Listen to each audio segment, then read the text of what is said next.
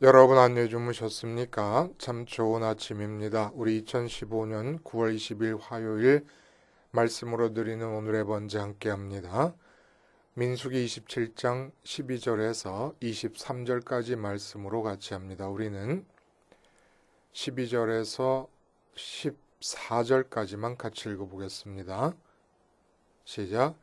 여호와께서 모세에게 이르시되 너는 이 아바림 산에 올라가서 내가 이스라엘 자손에게 준 땅을 바라보라. 본 후에는 네 형 아론이 돌아간 것 같이 너도 조상에게로 돌아가리니 이는 신광야에서 회중이 분쟁할 때에 너희가 내 명령을 거역하고 그 물가에서 내 거룩함을 그들의 목전에 나타내지 아니하였음이니라. 이 물은 신광야 가데스의 무리바 물이니라.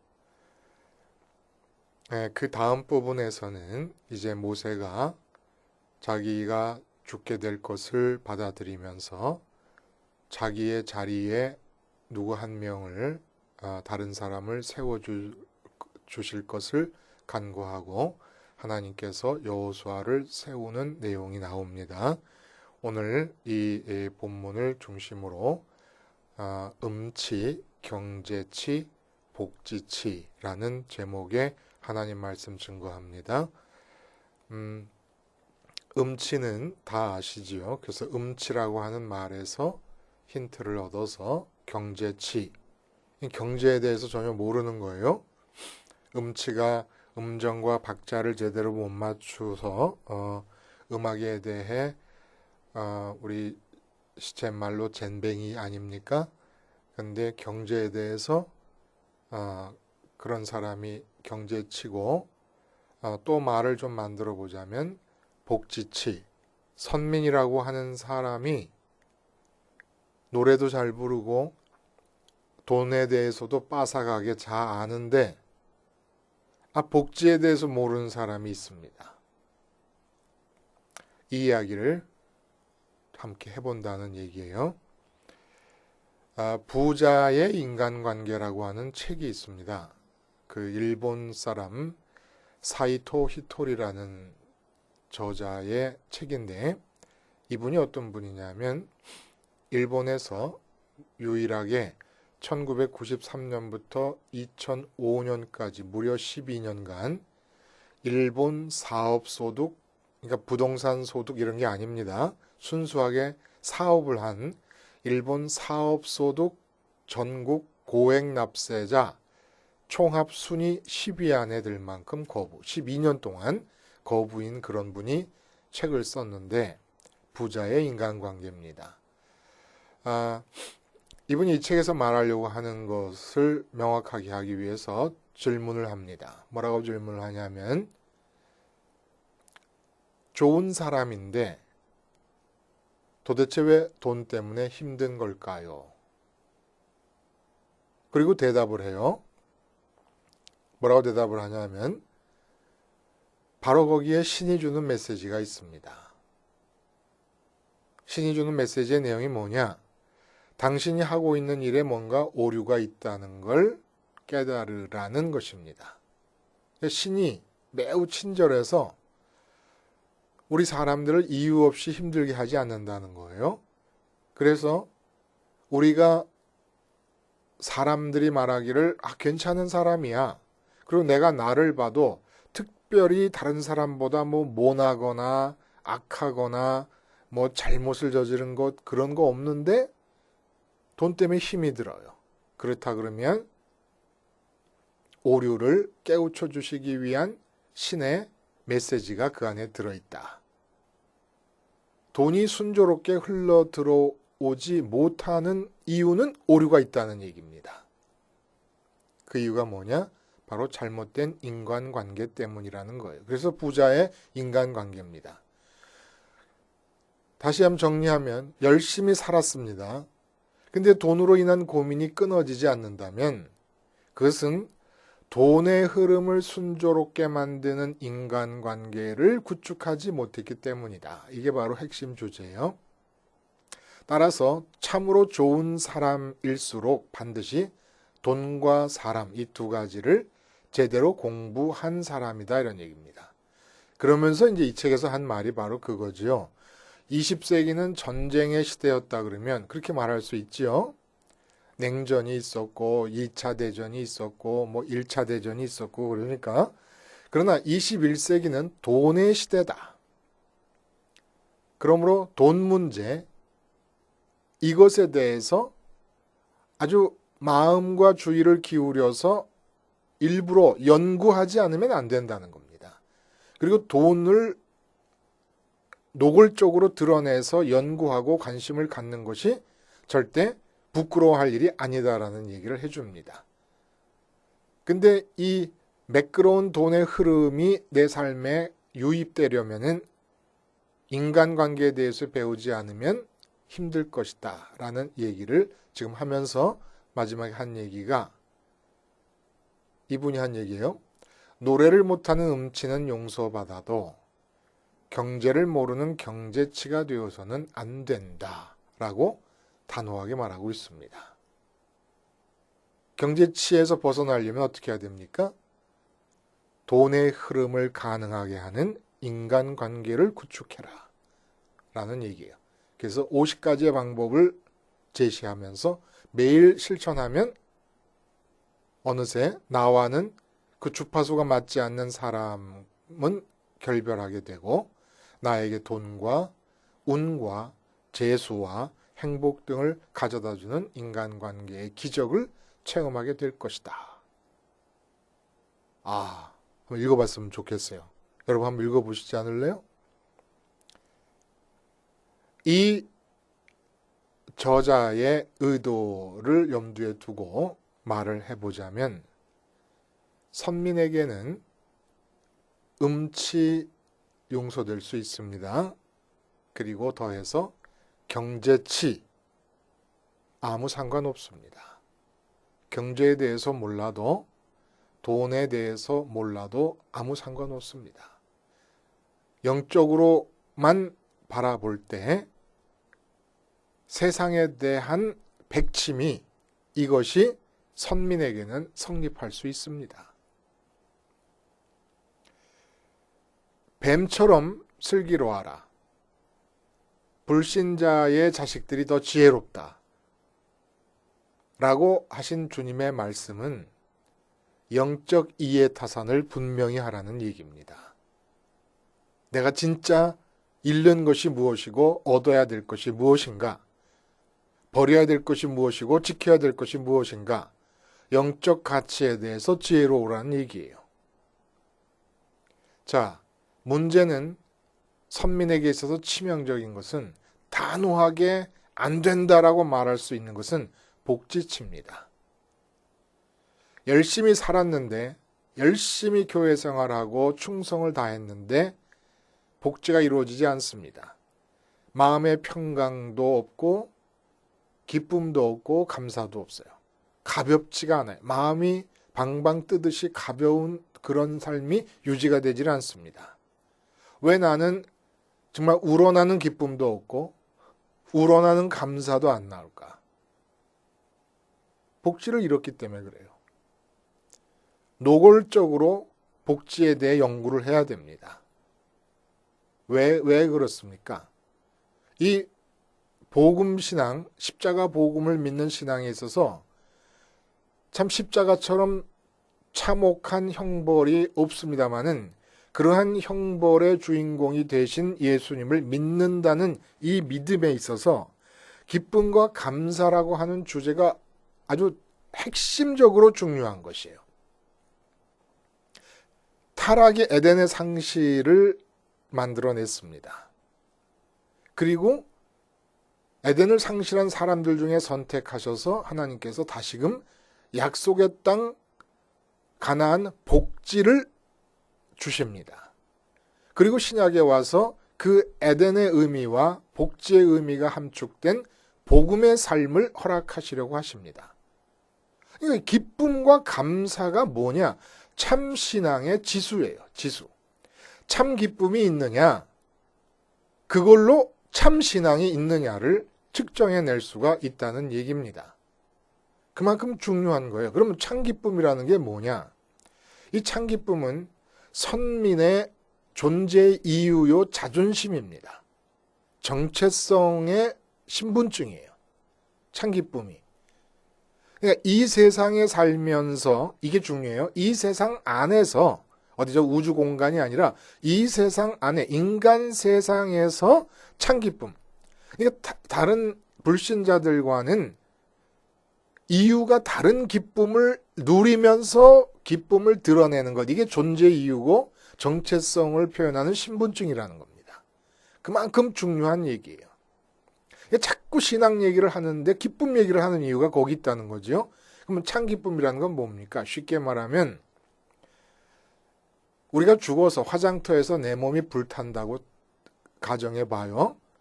이 내 육체의 몸이 불탈 때 함께 타버리는 관계가 있고 내가 화장터에서 죽은 몸이 불탈 때 타지 않고 남아있는 관계가 있습니다. 이때 타지 않는 관계에서 생긴 기쁨이 바로 참 기쁨이에요.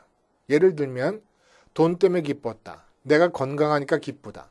학벌이 좋아서 승진해서 내가 미모가 출중해서 사업 때문에 그리고 내 애인 때문에 기쁘다. 배우자 때문에 기쁘다. 자녀 때문에 기쁘다. 부모 때문에 기쁘다. 이런 모든 것들은 내가 죽어서 화장터에 들어가서 내 몸이 불살라지면 그 관계가 다 없어집니다. 내가 화장터에서 내 몸이 불살라지는데도 관계가 타지 않고 남아있는 것. 하늘에 계신 하나님 아버지에 대한 관계. 십자가에서 죽으시고 부활 승천하신 예수님에 대한 관계, 성령님에 대한 관계밖에는 없어요. 그러니까 복지라는 건 무엇이냐? 바로 내 몸이 화장터에서 불탈함에도 불구하고 남아있을 관계를 살아있는 동안에 맺어가면서 기쁘며 사는 것. 이게 바로 복지예요. 참 기쁨이고 참 복지의 삶이라는 겁니다. 여러분 지금 왜 기뻐요? 그 기쁨이 어떤 누구와의 관계에서 만들어지는 겁니까? 그게 여러분이 죽어서 화장터에서 여러분 몸이 불타면 없어질 관계 때문인데 그것에서 기뻐요? 제가 예언할 수 있습니다. 3일 못 가요. 석 달 못 가고 3년 가면 그저 최고로 간 겁니다. 그래서 선민들에게 주어진 것은 뭐 대단한 것을 인생에서 새롭게 하라는 게 아닙니다. 그냥 주어지는 복지를 지키는 거 하면 되는 거예요. 내가 뭐 내년에는 정말 연봉 1억이 되는 무슨 그런 월급쟁이가 되겠다. 내년에는 내가 아파트를 몇 평짜리를 사겠다. 내년에는 내가 자동차를 사겠다. 내년까지는 뭘 해야지. 이런 목표를 세울 필요가 없어요. 온 세상은 다 목표 세우라고 난리지만은 우리는 새로운 무엇을 소원하면서 이루고 쟁취할 필요가 없고 주어지는 복지나 잘 지키라 이겁니다. 복지는 우리가 이루는 게 아니라 하나님께서 주고 싶으셔서 안달이 나서 우리들한테 주시려 하는 게 바로 복지예요. 그래서 약속의 땅이라 그래요. 약속의 땅. 내가 준다. 내가 주려고 한다. 내가 주고 싶다. 뭐를? 복지를. 그러니까 지키면 되는 거지요. 근데 오늘 본문에서 얘기되는 대로 모세가 이 복지를 상실합니다. 참 기가 막힌 사건 아닙니까? 복지를 상실하는 우리 민수기의 맥락에서 복지를 상실하는 두 가지의 경우가 두드러지게 나타나요. 이 두 가지 경우를 잘 살펴보면 우리가 어떻게 복지를 지켜낼 수 있을 것인가라고 하는 것을 알 수 있지 않겠습니까? 첫 번째 복지 상실의 경우는 정탐 사건. 우리 계속 얘기되고 있지 않습니까? 정탐 사건으로 인해 복지를 잃은 자들. 이들의 문제가 뭐였습니까? 자기들 눈으로 보는 가나안 족속들의 이 세상적인 현실, 앞선 문명, 이런 것들을 눈으로 대할 때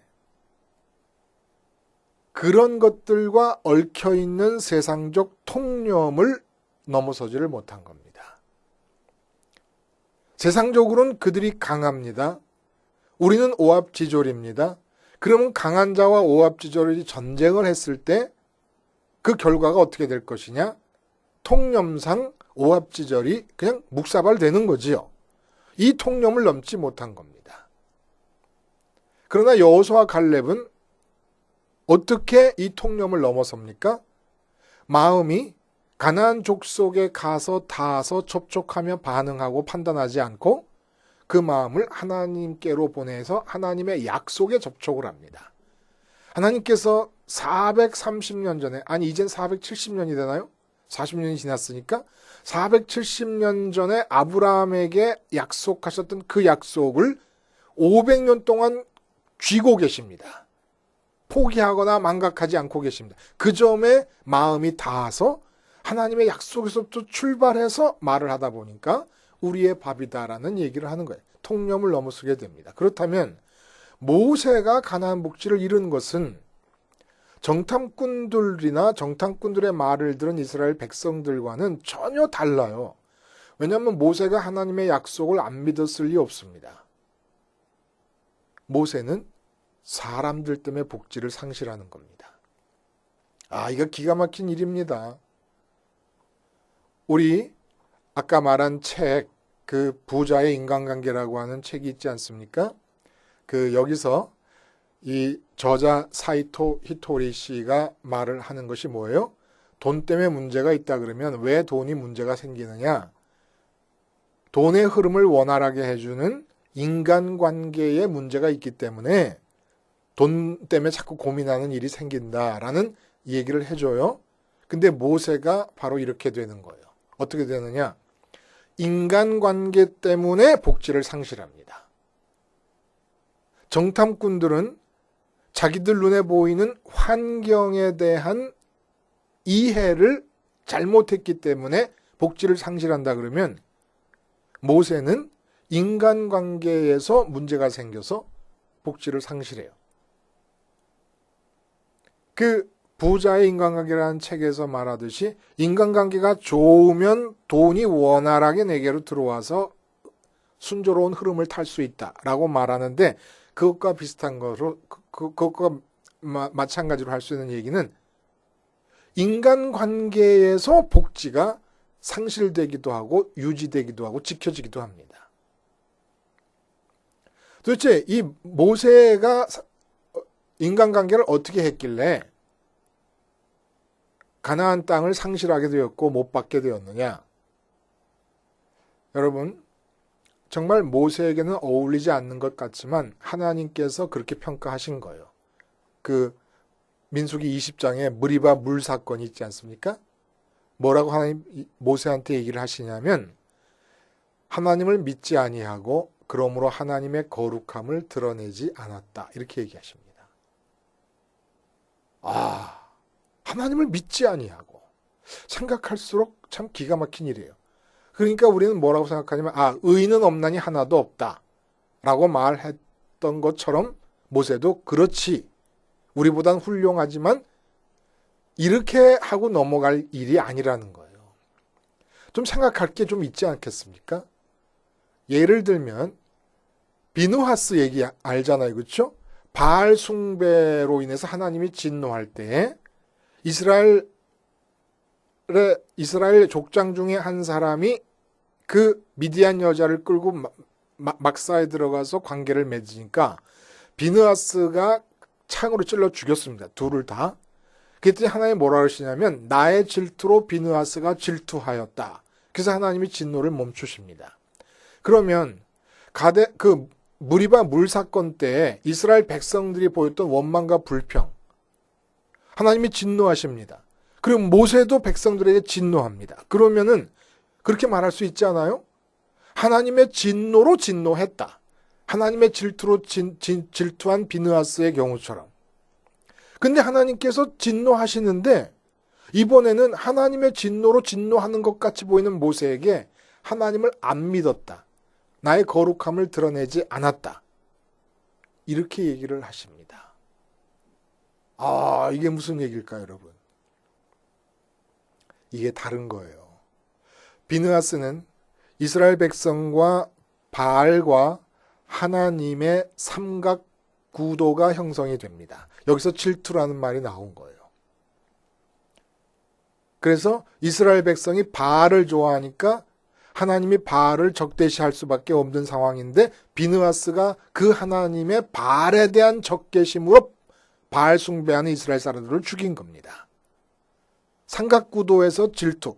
근데 모세의 경우는 하나님과 이스라엘 백성 양자 관계에 모세가 가담을 하는데 삼자 관계에 비느하스가 가담한 것처럼 삼자 관계가 아니라 이자 양자 관계에 모세가 가담을 하는데 하나님이 진노하시는 것처럼 진노를 합니다. 이게 왜 문제가 될까? 복지를 지키기 위해서는 이 문제를 우리가 알아야 돼요. 이 문제를. 많은 사람들이 전두환 대통령, 노태우 대통령 때 하나님의 진노를 대행한다고 운동권의 학생들로서 민주화를 외치며 수류탄에 맞서서 돌을 던지고 싸웠습니다. 이런 것들을 우리가 이해할 수 있어야 되잖아요. 이게 바로 하나님과 백성의 양자관계에 모세가 참여하는 이 모습. 이것이 바로 내가 만나는 사람들과 하나님 관계에 내가 어떻게 참여할 것인가를 결정짓는 것이기도 합니다. 내가 만나는 모든 사람들은 하나님과의 관계 안에 서 있어요. 그가 하나님을 등지고 있든, 지금 이스라엘 백성들이 하나님을 원망한다는 건 하나님을 등지고 있는 거 아닙니까? 하나님을 향해 있든 어쨌든 내가 그 양자 관계에 가담할 때 어떻게 가담해야 복지가 유지될 수 있느냐. 이 양자 관계에 가담할 때 잘못 가담함으로써 모세는 모세이심에도 불구하고 가나안 땅을 허락받지를 못합니다. 그러니까 사람 관계에서 마치 부자의 인간관계라는 책에서 인간관계가 돈의 흐름을 결정한다고 말한 것처럼 인간관계가 복지를 결정해버립니다. 복지를 내가 유지할 수 있고 지킬 수 있느냐 상실하느냐를 결정한다는 겁니다. 모세가 도대체 뭘 잘못했는가를 우리가 알려면 이런 예를 들어보면 좋아요. 아빠가 어린 자식을 그 자식이 잘못해가지고 된통 화를 내면서 매를 들고 때립니다. 이때 이 상황을, 이 양자 관계를 쳐다보는 엄마가 있습니다. 그러면 엄마가 아빠가 그 어린 자식을 막 혼을 내고 야단을 치고 매를 들고 종아리를 때릴 때 엄마가 같이 진노를 합니다. 그 어린 자식에게.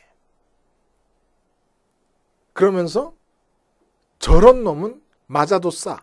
아빠, 더 때려요, 더 때려. 이렇게 돼버리면 아빠의 입장은 황당해지는 거예요. 자식의 잘못을 보고 아빠가 매를 들고 때리지만 아빠의 자식 잘못에 대한 진노의 이면에는 제발 좀 누가 내 자식 종아리에 피가 나도록 내가 때릴 수밖에 없는 이 현실을 말려줬으면 하고 바라는 그 간절함이 있는 겁니다. 제발 좀 당신 뭐 하고 있어? 빨리 말리지 못해? 하는 외침이 같이 섞여 있는 거예요. 근데 그런 상황에서 아니 엄마라는 사람이 저놈의 자식 죽여버려요. 아주 그냥.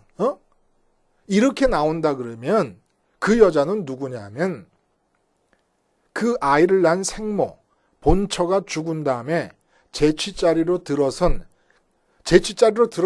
다 못됐겠습니까? 근데 특별히 성질이 고약하고 못돼 먹은 후처거나 아니면 옛날 같은 경우에는 본처가 어디 멀리 친정에 가 있는 사이에 안방에 들어와서 거들먹거리고 있는 못돼 먹은 첩이거나 둘 중에 하나 아니겠습니까? 하나님이 이스라엘 백성을 치십니다. 근데 이스라엘 백성이 누구냐 하면 그들이 잘난구석이 하나도 없어요. 다른 사람들보다. 근데 하나님 아버지가 그들을 사랑하기로 선택하신 자들입니다. 아주 그냥 못돼 먹기를 불신자보다 더해. 근데 사랑하기로 결정하신 자들이에요. 어마어마하게 화를 내시고 무섭게 내리치시고 진노하시지만 하나님의 아버지 되신 마음 한편으로는 누가 내가 이렇게 화를 낼 수밖에 없는 이 상황, 그래서 저것들한테 진노해서 매를 치고 있는 이 상황을 중간에 끼어들어서 말려줄 사람이 없느냐. 마치 아이를 매를 치는데 한 3-4대 맞고 나서는 그 다음에 엄마가 아이를 감싸고선 빨리 아빠한테 잘못했다고 말해. 빨리 말 못해. 그러니까 아빠가 치는 아이에 대한 매가 엄마 등어리에 큰 내리칩니다. 그러니까 아야 하면서 그래도 말 못해. 빨리 잘못했다. 이러한 사람이 필요한 거예요. 하나님의 사랑과 공의의 심판 사이에서 아빠의 마음이 이렇게 움직이는 겁니다. 근데 모세가 하나님의 진노를 자기도 진노를 하면서 올라탑니다. 하나님 진노를 올라타기보다 자기도 진노합니다. 근데 이 모세의 진노는 인간적으로 보자면 얼마든지 타당한 진노고 합당한 진노예요. 이스라엘 백성을 향한 진노가. 하나님께서 어느 민족에게 그런 기적들을 보여주셨습니까? 출애굽의 기적 10가지 재앙, 홍해를 가르는 기적, 이 40년 동안 광야에서 옷이 닳지 않고 물이 떨어지지 않고 만나를 먹이시고 고기를 먹이신 이런 기적들을 체험한 자들이 불평합니다. 또 잠깐 물 없다고. 그러니까 화를 낼 만한데 이것 때문에 낼 만한 화를 냈다가 복지를 잃어버리는 거예요. 사랑 관계에서 잃어버립니다. 진짜 하나님을 드러내지 않았다라고 하는 그 하나님 말씀의 진의가 뭐예요? 나는 때리지만 너는 말렸어야지. 네가 거기다 대고 화를 내면 때리고 화를 내는 내 마음 이면에 있는 그들에 대한 사랑의 마음이 드러나지 않지 않았냐. 이것을 하나님이 당신의 거룩함을 드러내지 않았다고 말씀하시는 겁니다. 이제 우리의 복지가 유지되느냐 상실되느냐가 바로 여기에 결정된다는 거예요. 내가 사람을 만납니다. 화가 납니다. 아니면 어떤 사람은 또 되게 마음에 들어하고 좋아합니다. 다 복지가 상실되고 있는 거예요. 하나님 마음에 모세를 위해서 복지를 주시려는 계획이 있으셨습니다. 근데 옷에 묻은 얼룩에 옥시크린 한 방울 떨어뜨리면 그냥 씻지 않아도 저절로 지워지듯이 하나님의 마음속에 복지를 주시려는 계획을 옥시크린처럼 지워버리는 일이 뭐냐면 사람에 대한 관계에서 모세처럼 행동하는 것이라는 거예요. 하나님이 드러나지 않는 것입니다. 왜 이런 일이 생겼어요?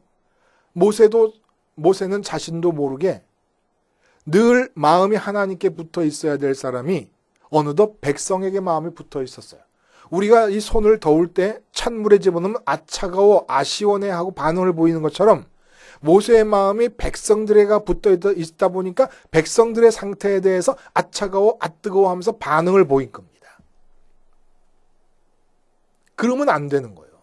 우리 마음이 눈앞에 보이고 만나고 관계를 맺는 사람들에게 가 붙어서 접촉하고 그들에게 마음이 다 있으면 옥시크린이 옷의 얼룩을 지우듯이 하나님 마음속에 준비되어서 우리들에게 주어질 복지가 지워집니다. 그럼 어떻게 해야 됩니까?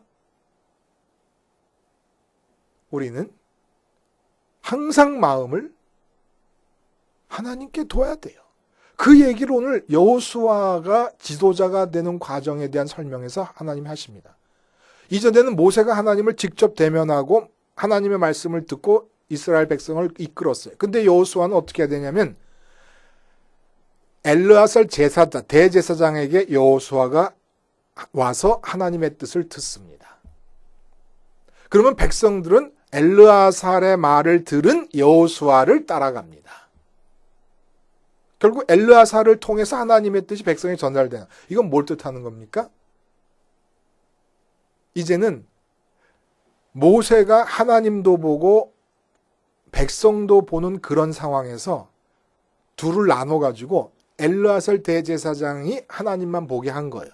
왜냐하면 사람도 보고 하나님도 보고 하다 보니까 자꾸 사람 쪽으로 마음이 가 붙어서 닿게 되면서 모세가 저지른 잘못을 저지를 수 있으니까 여호수아는 엘르아살의 말만 듣도록 규정해 놓고 엘르아살은 백성을 보지 않습니다. 엘르아살은 하나님만 봅니다.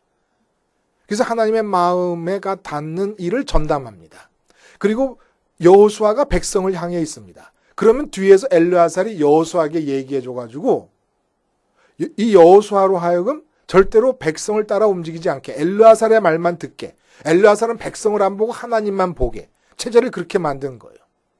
근데 우리는 엘르아살과 여호수아가 하던 이 두 가지 기능을 십자가 생활을 통해서 다시금 안전하게 우리에게 가져올 수 있는 겁니다. 주님의 십자가를 바라보는 거예요.